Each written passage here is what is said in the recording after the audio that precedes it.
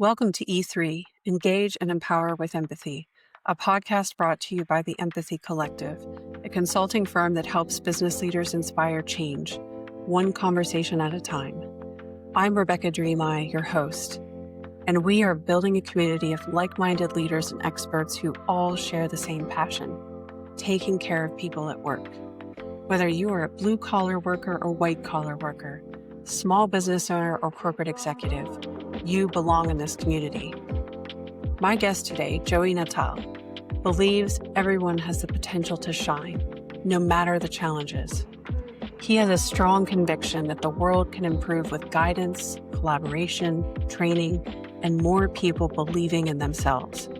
His own journey from a kid struggling with ADHD to an adult embracing life as an adventure is what gave him the superpowers of supporting others with similar struggles. As a communication coach, he's now giving back, helping people discover who they were meant to be. This is E3, Engage and Empower with Empathy. Welcome to the show, Joey. It's so nice to have you here. You're such a bright light, and I think that goes really well with the name of your business too. Grow Our Light. Yes. So I'm super excited to hear your story and how you got into communication coaching. Because I think it's a really interesting one. You have an interesting personal story that kind of led up to where you are today. So let's talk a little bit about that. Sure. Yeah. First of all, thanks for having me. So, communication coaching, why did I get into this? Because I was terrible at it. I was not good at communicating. Had very low self-esteem, did not believe in myself. In a lot of ways, I just want to learn how to talk to people. And the motivation initially was when I was really young, like high school and college, was just like, how do I talk to girls? And how do I make more friends? In a lot of ways. And those are the first things that came to mind. And so I practiced those things a lot in college because it was the first time, away from the parents and on my own and freedom. And so I got very, very good at those things. And I realized, believing I was a natural introvert, that like, wait a second, I really like people, like a lot. So then discovering psychology, I'm like, wait a second, people talk to people for a living. It's called therapy. Try to pursue that world and quickly realized I don't want to do that. Wasn't until later I discovered coaching. Yeah, I love the example you gave of your youth and trying to like, how do I talk to girls? It reminds me of a lot of conversations I have with my husband because he kind of went through the same process. Like, I don't know how to Yeah. communicate to girls. But I remember in our last conversation, you had mentioned your experience in the corporate world. Uh, Yes. Tell Yeah. me about that because I thought that was interesting. Absolutely. So when like I said, I went to school for psychology and health and wellness, mind and body, and I was studying to become a therapist and got accepted into graduate school. And then I turned it down because I was just like, I'm graduating college debt free. Do I really want to get into debt? And at the time, I didn't know anything about entrepreneurship. So I was just like, it seems like a tough path. So I turned a hobby into a career, which was building computers, and went into IT. So I had more resume experience, believe it or not, doing that as a side gig. And I moved back home, lived with my mom for a while. It was awful for my dating life in a lot of ways, and got some certifications and scored a job at a Fortune 500 company in tech, Lenovo. And it was awful. Like after the honeymoon phase, I'm like, this sucks. I hated it so much. And then the apocalypse of 2020 happened. I've been reading self-development for like 10 years at that point. And I discovered that there was this virtual seminar with Tony Robbins. And I was like, oh, that sounds kind of cool. Let's check this out.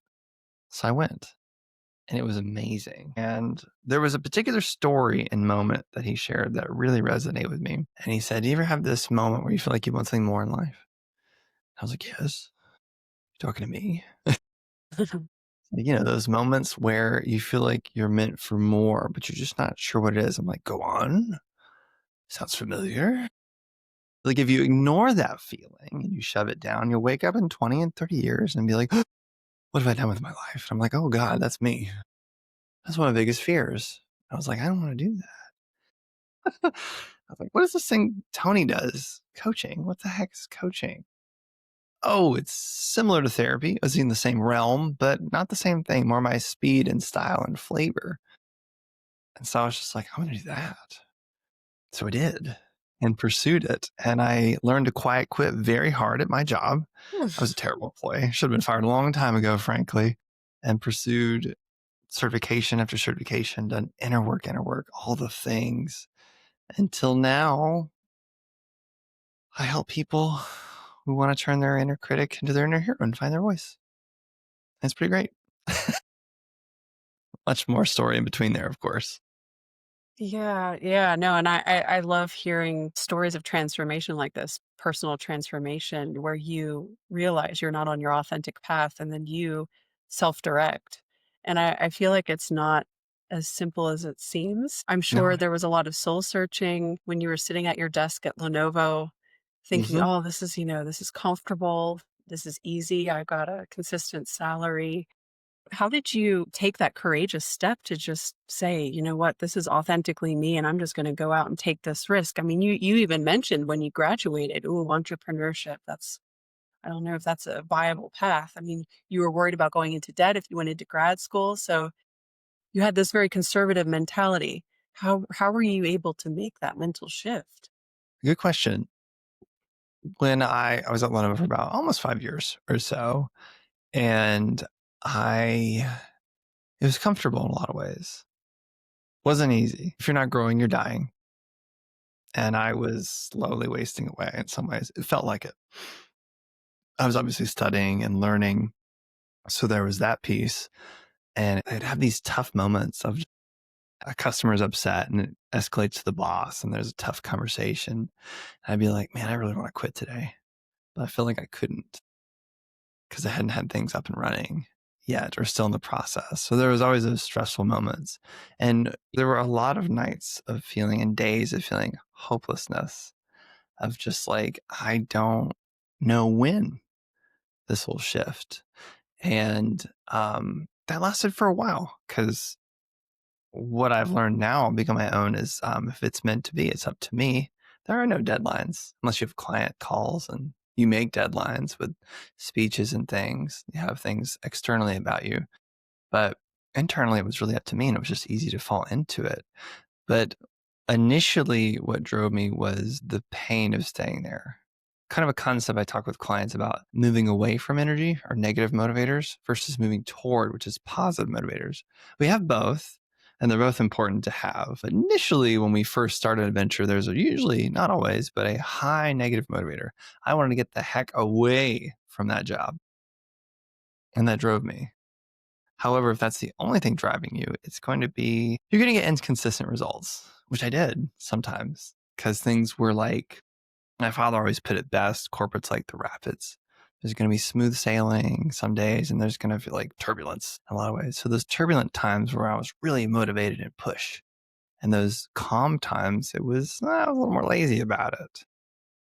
Till eventually things changed so much and became more rapids and more until I started getting more clients in some ways. And I was able to score some contract coaching gigs, which started to pay really well. And I was like, this is pretty great.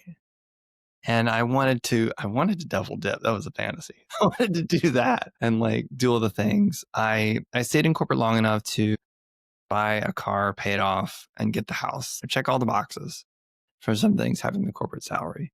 And I was very thankful for those things. But there was, it came to a head where honestly, I probably wouldn't have done the leap by myself until the universe was like, it's time to go.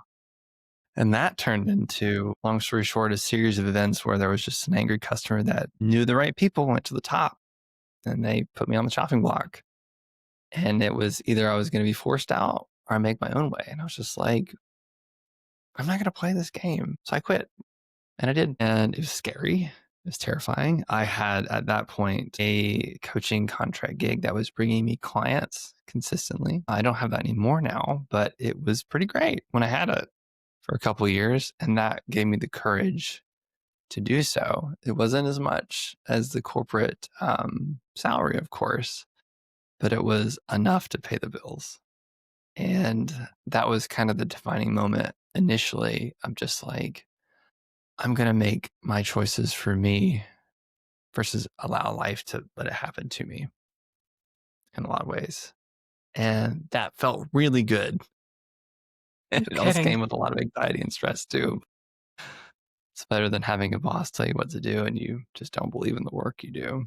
Well, thank you for sharing that. I mean, let's talk a little bit about what you've developed with Grow Our Light, because I remember talking to you about your passion for helping nerds and geeks. And by the way, I don't know if it was intentional that you wore your Nintendo shirt for today's podcast, which is super cool because my son is obsessed with old school Nintendo right now. We downloaded it onto a laptop so he could play like the Yeah. original Nintendo Oh, on our yeah. TV. Do you identify with that category? Or were you Oh, or yeah. are you still a nerd or a geek? And Oh, yeah. what is it about that particular group of people that you feel where you can really help them as a communication coach? Why do they need this in the first place? What are they struggling with in the workplace? Absolutely. Just so everybody's on the same page, my definition of nerd and geek is not just video games, anime. It could be tabletop games like Dungeons and Dragons. Maybe you're just really into fantasy books, a lot of things. Or you might be more of a nerdy IT kind of person as well. Those are kind of the areas that really expand upon that world. And why I identify that was because I am that. The Nintendo was my first system. I started with this. Uh, Definitely was one of my first identities that I held on to, the label of gamer in a way, and still am in a lot of ways. I now attend conventions, whether that's anime, video game, comic book conventions, dress up, nails, hair, wig, makeup, the whole thing, the outfits, all the thing with groups. And it's just tons of fun. I went one actually a few weeks ago here in Raleigh, Galaxy Con, which was tons of fun. Had a blast. Saw some stars, went to panels, met some cool people. It's just a really enjoyable thing. And also connection because I was in the IT space too. I'm a millennial and I'm kind of more a younger millennial. I'm 33 today. So I was kind of on the tail end of millennials, closer to Gen Z. But I was still of the generation where growing up and doing these things wasn't cool when I was like a boy. It was very like, it's the stereotype of nerd is like really poor social skills. Not fit, and the hobbies are just not exciting. It was just boring and very niche, kind of outcast in a lot of ways.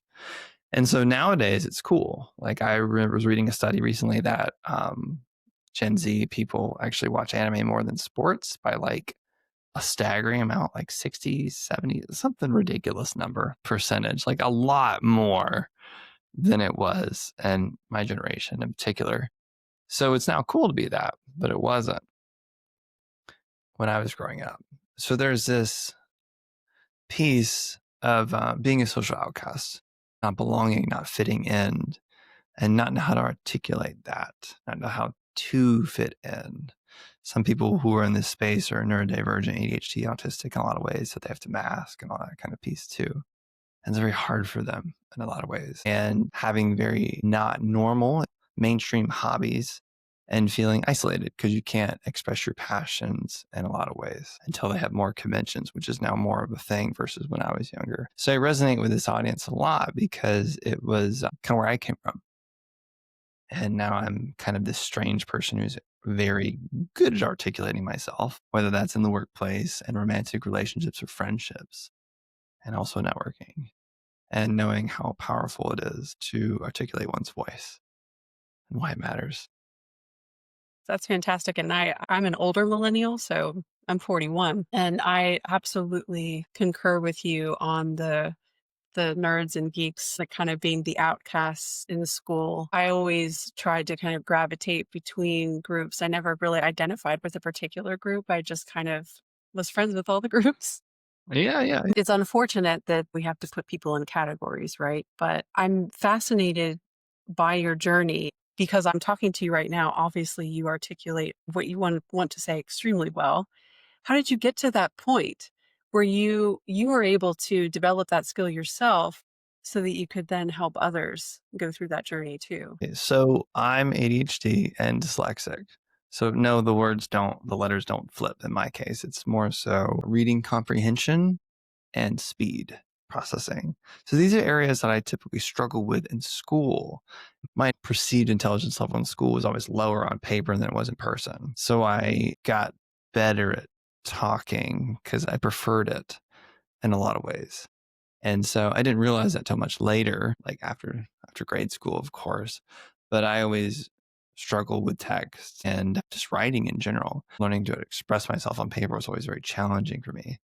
And I always got feedback of like, you write like you talk. I'm like, well, yeah, doesn't everybody? And they said, no. I said, well, I guess I'll just lean into talking more. And so, couple that with feeling socially awkward and low self-esteem, I remember, dating in a lot of ways really helped me get out of my shell. So I remember dating a person who was in theater, and they encouraged me to try out for a play. I didn't get it, but I still did it. And that was a really big one for me. And then I ended up doing an improv class. And that was really where the avalanche for me started. I am probably going to attend again here soon, but that really helped me learn how to think on my feet in a way that I never thought before. And then circling back to the story we said earlier in our conversation about like, how do because my high school sweetheart, we broke up and I was like, how do I be friends? I want to make myself who I am and just find who I really am in college. And how do I talk to girls and how do I make friends? So I really wanted to lean into that, being social, because I discovered I was more extroverted versus introverted, and just kind of going home and not going to parties in high school. So it's kind of a combination of factors of leaning into my strength of speaking. I liken it to dancing in a lot of ways. A lot of people are very afraid to dance, and it could be partner dancing, could be just shaking it on the dance floor with your friends. They get really subconscious about how they're going to look and how they're going to be perceived. And what I've learned in like doing theater games and improv is there's always that initial embarrassment of failure being like what you look. And once you get past that, you're kind of free. And so it's a muscle that you practice, a mental muscle. It takes reps to get good at. There's an initial breakthrough of that awkwardness, let's say dancing. The same is true for communicating as well, whether that's applying for that job you don't feel like you're ready for, or going to the networking event and asking for a one-on-one with like a CEO or a big somebody that you're like, oh man, I just don't feel like I'm in that league with them. I've said this to my client recently, rather than having the mindset of, I hope they like me, say, I hope I like them, because I really want to connect with them from what I've seen so far. And just having that more empowering mindset. And that's where the mind then connects with the words and having the intentionality there. I love that journey, and I love that you took improv. That talk about discomfort, that would make me incredibly Yes. uncomfortable to take an improv Yes. class. Yes. Very much is. Even to this day, I'm pretty good at it. When you coach people from a communication perspective, 'cause I feel like we need to define what communication is. Because I feel like most of us think it's just speaking, writing, or you're sending a text message. But I think it's so much more than that. Even I talk about this a lot in other podcast episodes. Listening is a form of communication. Just sitting with someone and not just waiting for your turn to speak, but truly actively listening to that person and reflecting back what you hear. So, how do you define communication, and what is typically the pain point you see in your clients? Where are they struggling from a communication perspective typically? Good question. And I'm going to expand on what you said a minute ago, just to round out my answer, is that I do agree with you. Listening is part of the communication. I'll liken it to dancing once again, like partner dancing. There's a lead and a follow, and it doesn't matter who they are. And sometimes there's a back and forth. Another analogy, if you don't dance, is like the ocean. It comes in and it comes out. The moon and the sun, they share their time together, but they're both sharing in kind of equilibrium kind of thing. The same is true for communication. To be a good communicator, you need to be good at listening as well, because that's part of the whole package of communicating. So my definition of communicating, I'll share a quote first and then I'll expand upon it, is watch your thoughts, it turns into words. Watch your words, it turns into actions. Watch your actions, it turns into your habits. Watch your habits, it turns into your character. And watch your character, it turns into your destiny. So I primarily focus on thoughts, words, and actions. I share this because Communication is internal thoughts as well. And it has a domino effect to affect your entire life. How you think about the world is going to shape how you see it. It's also going to affect how you speak about it, and in particular about yourself. They say that words have power. That's why we call it spelling, because they're spells. I'm a wizard, they say, to my nerdy crowds. So if I think a more pointed answer, what is my definition of communication? I think it's a package, like a cocktail thing of listening, speaking externally, but also internally. And you can't separate them without thoughts, because thoughts turn into words. And sometimes words turn into thoughts, and vice versa, depending on what's going on. So I think of it as more of a holistic thing. And I see, using kind of the wizard spell analogy, as like, the words are what we use to cast an image on our world in a ways, almost like perception is projection. I've heard that language is the house of being. How you speak is who you become. A good colleague of mine said, which I agree and disagree with, is that language can be inherently limiting to some degree. Sometimes there are these important values that we hold, and we can only kind of talk around it. And so I give a great fun analogy with some of my clients. And I always say to them, like, think of the word sex. They're like, what? I was like, yes, think of that word. And then think of a couple words that come to mind. Let's do it here, because it's a really great example. Think of 2 or 3 words that come to mind when you hear the word sex. Connection, Connection, beautiful. love. Love. Those are great examples. So if I did this in a group with some people, or to prove a point, I would say, like, I might do 5, and I'd say, raise your hand if you have one of those words in common. People keep their hands up. Like, cool, keep your hand up. You have 2 in common. Some people put their hands down, and some people keep them up. Like, raise your hand if you have 3. You get the idea. The point is that we think of one word, we have a couple different meanings that come to mind, which illustrates the point that just because you think you know what somebody says, you don't. And so hence, language can be limiting, and it's very important we learn to articulate and ask, because it's so easy that we can make assumptions about the word choice we have, tone, without learning to clarify or learning to ask for clarification. This then bleeds into boundaries, wants, needs, dreams, goals. And you ask what the pain point is, it's really this in a lot of ways. I love this definition of boundaries. I'm going to paraphrase it, something along the lines of like loving you and myself at a healthy distance, or something like that. It's like a healthy boundary.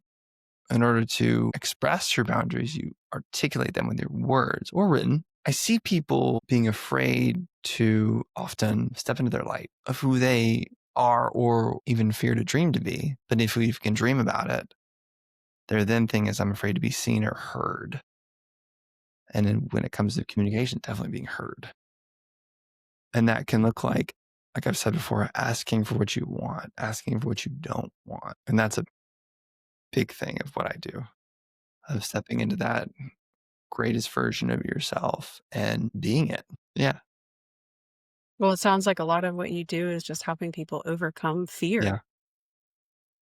of Yeah. stepping into that authentic self. Yes. Yes. Learning to become their authentic self it's a challenge for a lot of people. And I certainly have a master. If you master it, teach me how. I think, you know what, I really do believe that life is just that constant journey towards our authentic selves. You Yes. know, we never actually reach the destination fully, because we're always evolving and kind of molding to whatever that path is. Yes. Yes. But I think the important thing, what you were telling me, is that we need to set the appropriate boundaries, and we need to tune into when the universe is telling us, just like what happened with you in corporate, sending you strong signals. You are not on the right path. You need to pivot quickly. Now, it doesn't always happen that way with people, where they just get this alarm signal that's loud. Sometimes it's just quiet whispers, right? But how do we tune into those whispers and really listen and then act? Yeah. It's a good question. And my answer that I'm working on right now is paying attention to signs, symbols, and synchronicities. Mm. So what is a sign? It could be literally be a sign. I think of that, oh my God, that movie Bruce Almighty with Jim Carrey. And he's just like, God, give me a sign. And it says, this is the end road. Do not pass. And he just keeps on going for the movie. Like, it could be literally like that for some people. And they may not pay attention. It could smack them in the face, or it could be a symbol. Now, a symbol is something that means something to you and you alone. You know, those like dream interpretation books? They're fun. I love those things just to read through them. But like, that would technically be the author's symbols, not yours. So though they're fun to read, they technically would not help you interpret your own dreams for this analogy as they would if you really tapped into what it means to you. I know, for example, my mom, whenever she sees a red cardinal, that means something to her. It means something good or something to pay attention to. And synchronicities is kind of like the combination of the two. I'll share a quote that comes to mind to further this point is opportunity and beauty is always around us. It is up to us to enhance our senses to perceive it. So being able to perceive and have awareness of the signs and symbols that are around us, because they're always there. They are always whispers until they become very loud. Usually that's the combination of external or negative motivators moving away and positive when they're colliding, and they're so big, right? Yeah. Yeah. It's like cold air and hot air colliding to make thunder. That's what's Pretty happening. much. Yeah. Pretty much. So I love yeah, that. We talked about a lot of good things today. What would yeah. you say if you were to give one piece of advice to someone who's struggling out there with imposter syndrome, with the inability to connect with other people well, with setting boundaries? What should they do today to start moving in the right direction? Start small. So that's simple, but like getting clear. And when I say start small, you first had to figure out like, what do you want? What does it look like? What does it sound like? And what does it feel like? What does that future version of you who can handle boundaries look like? And I know this is a struggle for some people, but maybe if you can't envision yourself, like who do you look up to that does have those abilities? Who are your role models, fictional or non-fictional characters? How do they handle it in a healthy kind way? Not people who are beating up on people. I know Batman's pretty cool, but maybe not always a good role model in some examples. So like envisioning like what is a goal that you want to embody, and then what is a 1% step? So if it's imposter syndrome, like what is a 1% step of that future version of yourself? What would that future version of yourself do in order to get there? It's kind of reverse engineering. As Stephen Covey puts it from his book, 7 Habits of Highly Effective People, start with the end in mind. And this is certainly true, I think, in a lot of clients because they focus on what's not working rather than what could work. And they just get stuck. Boundaries is certainly important. Making a list of what I want and what I don't want. It's easy to make what I don't want list. What do you want in that job, in that relationship, in that friendship? Then stepping a 1% step toward that to take action, which could be, what does the opposite of imposter syndrome look like? That more confident version, like I said, which is also having healthier boundaries. Yeah. Yeah. So what it sounds to me is that you almost have to envision your future self. What does that future self look like? The ideal state that you're trying to move towards. And then once you have that in mind, Yeah. If you don't have a goal, you're aimless. you're just Right? wandering. Yeah. You're just wandering. Though all who wander are not lost, but that also might be the goal in itself. You need to ask yourself that question. Absolutely. You've given me some things to ponder for sure. Good. It was a really fun conversation. Thank you for taking me through that journey, and I really wish you all the best and hope you can continue to help as many people as possible grow their light and achieve their full potential. It's a wonderful, lofty ambition, but an important one. Thank you. I appreciate it. This has been fun. If you enjoyed this podcast and would like to hear more, please subscribe wherever you like to listen to podcasts. And if you would like to learn more about the Empathy Collective, check out our website, theempathycollective.com. Life is too short.